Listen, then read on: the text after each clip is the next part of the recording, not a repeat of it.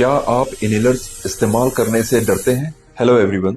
आज एक बहुत छोटी सी बात है लेकिन बहुत जरूरी बात है जिसके बारे में मैं आपसे कहना चाह रहा हूँ। पूरी दुनिया में सबसे कॉमन एलर्जी की बीमारियां नाक की होती हैं, जिसको हम एलर्जिक राइनाइटिस बोलते हैं, और वही बीमारी कभी कभी सांस की नलियों में भी होती है, जिसको टेक्निकली मेडिकल भाषा में अस्थमा या दमा बोलते हैं। दमा हर उम्र के लोगों में हो सकता है। 50% लोगों में 18 साल से कम उम्र में और 50% 18 साल के बाद की उम्र में ये आ सकता है। इसका सबसे जरूरी और सबसे अहम जो इलाज है वो इनहेलर के द्वारा है। लेकिन हमारे समाज में इनहेलर्स को लेके कई सारी भ्रांतियां हैं, जैसे कि इनहेलर लेने से लत लग सकती है, इनहेलर नुकसान कर सकता है, वगैरह वगैरह। तो मैं आपको ये बताता हूं कि इनहेलर सबसे कारगर, सबसे इफेक्टिव इलाज दमे की बीमारी के लिए बना है। और अब तो कई प्रकार के इनहेलर की दवाइयां अवेलेबल हैं जो अलग अलग उम्र के लोगों के लिए डिजाइंड है। आप निश्चिंत रहिए, ये 100% सेफ है इस बीमारी के इलाज के लिए, और ये दुनिया भर में इस्तेमाल होता है अलग अलग उम्र के लोगों में। इनहेलर से कोई लत नहीं लगती। इनहेलर एक